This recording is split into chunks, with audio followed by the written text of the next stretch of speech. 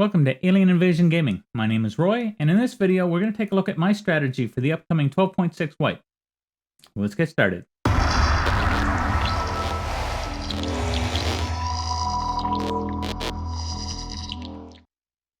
Before we get into the strategy, I just want to do some logistics about this video itself.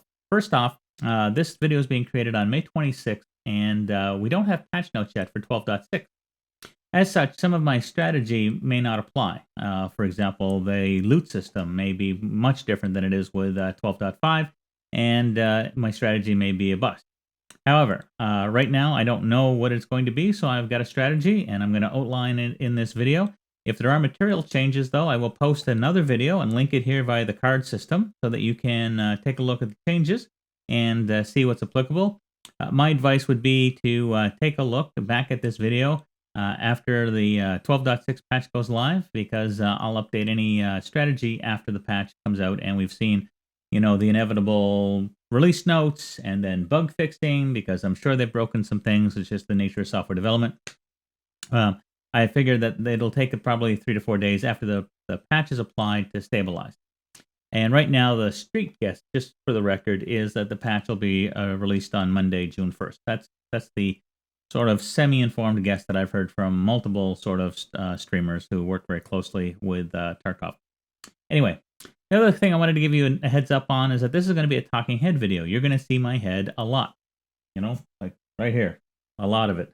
If this format type video isn't your sort of cup of tea, that's fine. I think maybe turn the sound off. I'll have lots of graphs and text.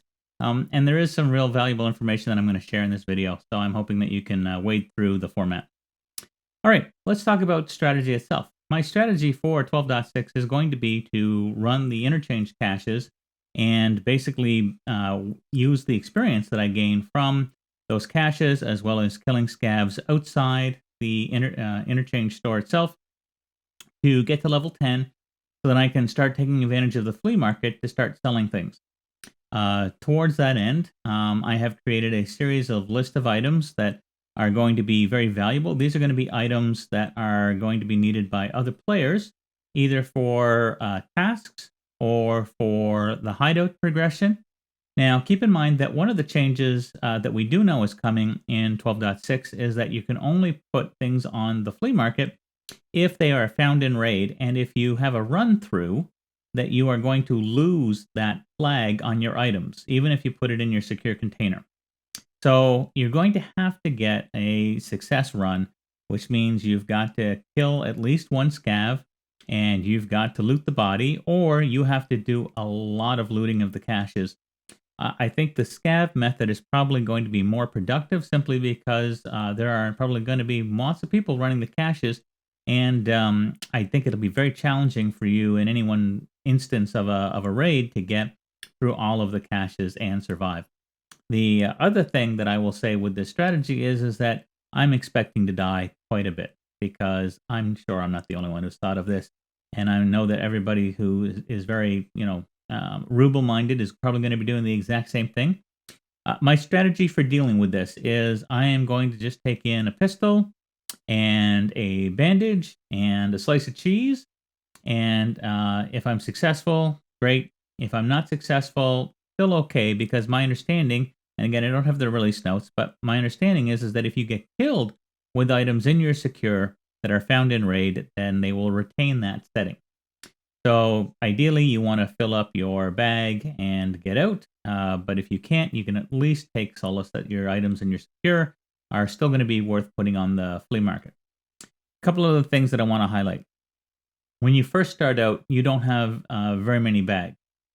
You can buy a bank robber rig from Ragman, level 1, and you can do a barter trade for 2 dog tags for an MBSS bag, also with Ragman.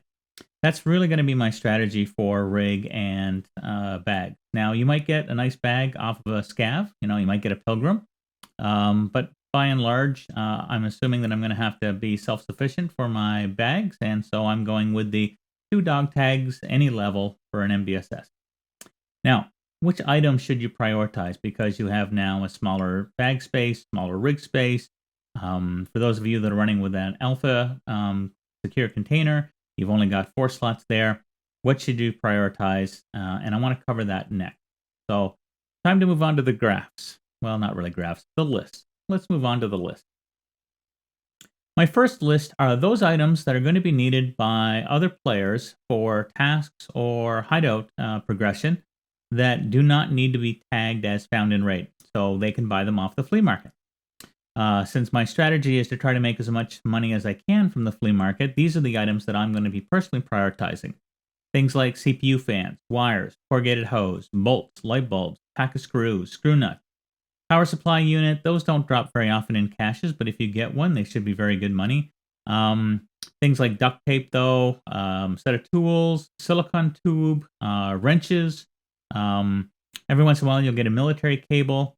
But I mean, by and large, my focus is going to be on CPU fans, wires, corrugated hoses, bolts, screws, light bulbs, screw nuts. Those are going to be my bread and butter items that I'm going to be prioritizing. Now, since you're probably going to die, you're going to want to put as many of those items in your secure so that if you get killed, you at least are taking out what should be, hopefully, the high profit items. I'm expecting the demand at the start of the wipe to be very significant. And if you can be part of the supply for that, then you should be able to make quite a few rubles. My goal is 10 million rubles within 2 weeks of the wipe. No idea how realistic that is, but that is my target. And so you're going to need to make sure that you're prioritizing the right loot. Now, as we get into the wipe, the flea market structure may fluctuate, i.e. what's valuable, what's not valuable may fluctuate. So, you know, this isn't like gospel. This isn't something that you should follow blindly. I will certainly be adjusting my strategy based on what I see happening on the flea market. But right now, my going-in plan is to grab as many CPU fans and wires and bolts and nuts that I can, and getting them up on the flea market for as much money as I can, yet still being, close to the cheapest. I don't know that you need to continually undercut somebody in order to be successful, but I think you need to be close to the lowest price to be getting a pretty consistent sale of the item. If you need to take a look at the list for longer, make sure you pause the video here. Also, if you want to take advantage of it, there is an in-game note system under tasks where you can write yourself a note to remind yourself of which items you want to collect. Although I think after a couple runs, you'll get the hang of it and should be able to figure out what you want to prioritize and what you don't want to prioritize. The next list I want to take a look at are those items that are needed for to be found in raid, and therefore they are things that you're going to have to use that you can't buy off the flea market. So let's take a look at that list.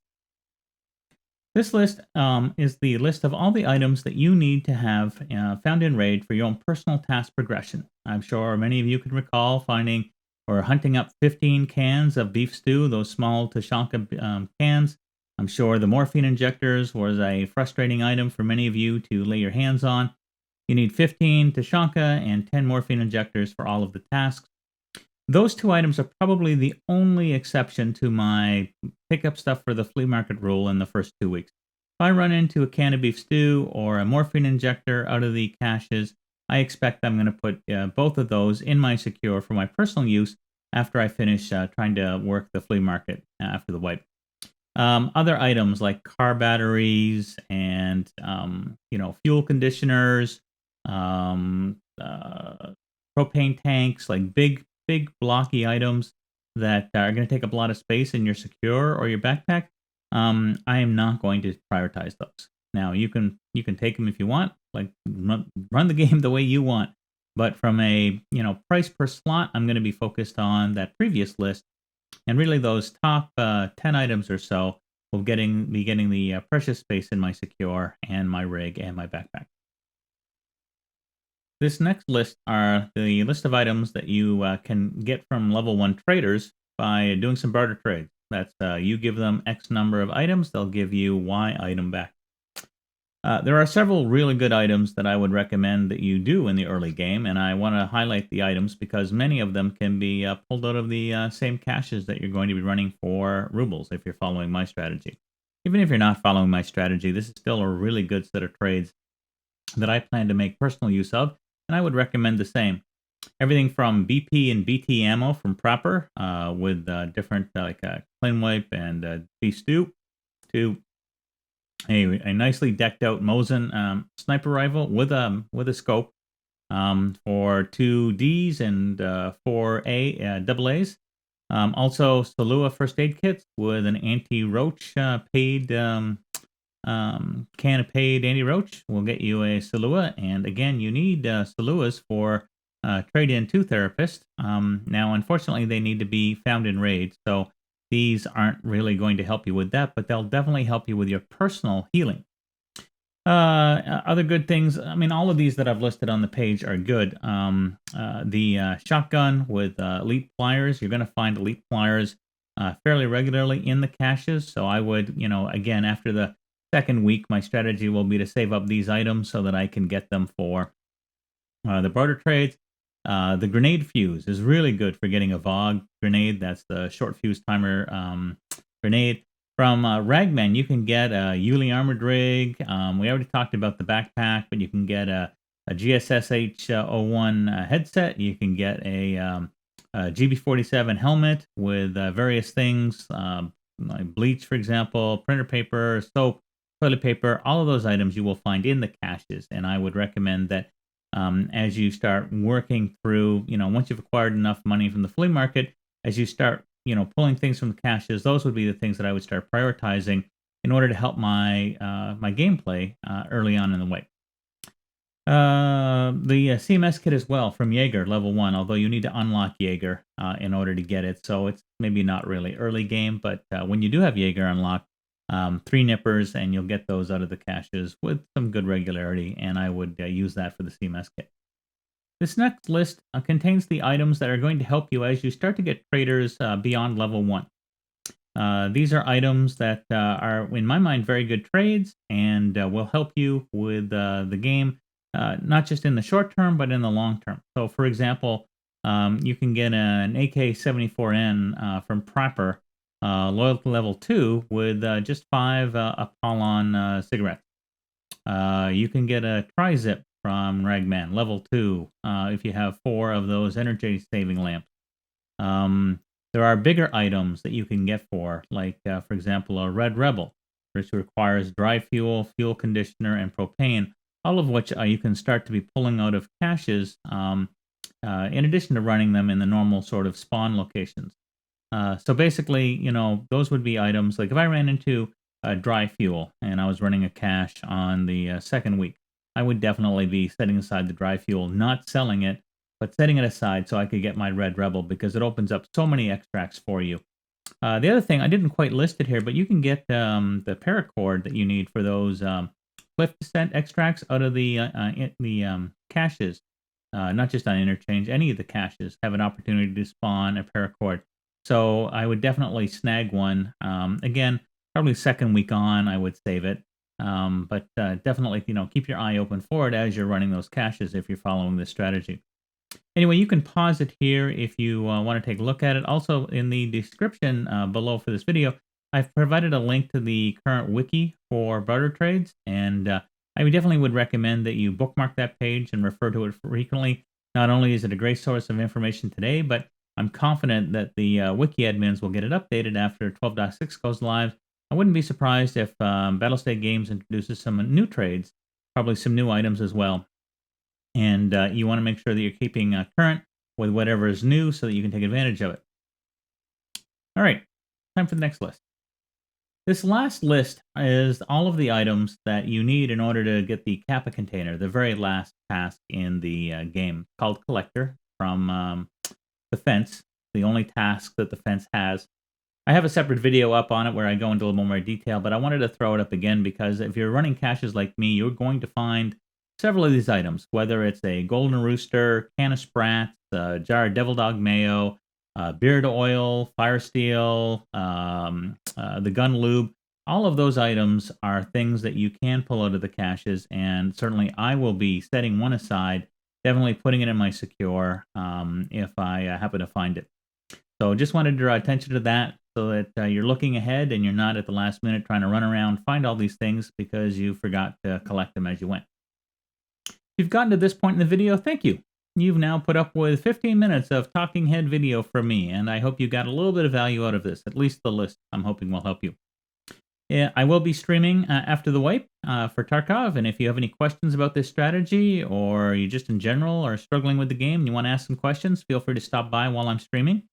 I'm on Mixer from 7:30 to 11 p.m. Central on Mondays, Wednesdays, Fridays, and Saturdays, and we'll definitely be streaming, like I said, when after the wipe. Also, I'm on Twitter. If you want to follow me there, you'll get notified when I go live. Also, we do have a Discord community, and if you'd like to ask questions in Discord about the game, you're more than welcome to stop by. The link for that is in the description. And with that, that's it for this video. I will start working on new videos after the wipe, and I will catch you then. Thank you.